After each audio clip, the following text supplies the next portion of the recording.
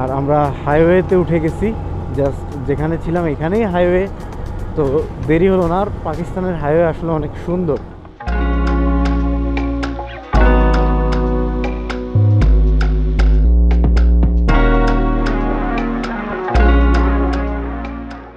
Ride শুরু করতে না করতেই সুন্দর সুন্দর পাহাড় চারিদিকে দেখা দিচ্ছে। মাত্র রোদ উঠলো আর সারা রাত বলা যায় যে একরকম ঘুমাই নেই, তো রোদ চোখে পড়ার সাথে সাথে একটা ঘুমের প্রচণ্ড পরিমাণে কষ্ট দেওয়া শুরু করছে চোখে। যাই হোক, কিছুক্ষণ গেলে হয়তো এটা ঠিক হয়ে যাবে। টোটাল বাইকটা ভাই নতুন, এত স্মুথ, এত সুন্দর। আর এত নতুন বাইক আমি কোনোদিন ভাড়ার বাইক হিসাবে পাই নাই।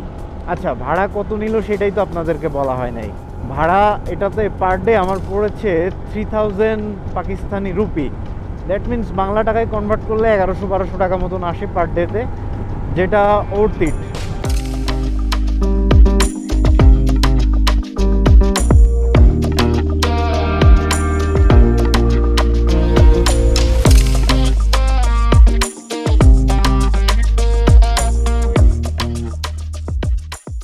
ওকে, অনেকক্ষণ ধরে রাইড করতেছি বাট রাস্তা ফুরাচ্ছে না, কারণ এই ধরনের রাস্তাই টোটালি, হ্যাঁ, মানে কোনো এদিক ওদিক নাই। প্রায় 2 ঘন্টা ধরে রাইড করতেছি, অলমোস্ট 60 কিলোমিটার আসতে পারছি। মানে ঘন্টায় 25 থেকে 30 কিলোমিটারের বেশি এই ধরনের রাস্তায় রাইড করা যায় না।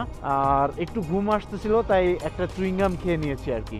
এখন আসার উদ্দেশ্য হলো আমি যে হেলমেটটা ইউজ করতেছি এটা সম্বন্ধে হালকা 2টা তথ্য দেওয়া। এক হচ্ছে হেলমেটটা হচ্ছে মাই হেলমেটের, এই যে দেখেন।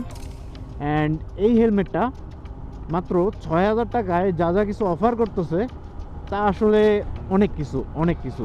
সুন্দর ডিজাইন পাচ্ছেন, পিছে স্পয়লার আছে, ভাইজর বেশ ভালো, স্ক্র্যাচ প্রোটেক্টিভ, ভেন্ট ভালো ভেন্ট পাচ্ছেন। তার সাথে আবার চাইলে আপনারা পিন লক ইনস্টল করতে পারবেন। আমি কিন্তু পিন লক ইনস্টল করে আসছি, কারণ ঠান্ডা আছে। এই যে এখনই যে পরিমাণ ঠান্ডা লাগতেছে এখানের ওয়েদারে, অস্বাভাবিক ঠান্ডা লাগতেছে, তাহলে সামনে কি হবে জানি না।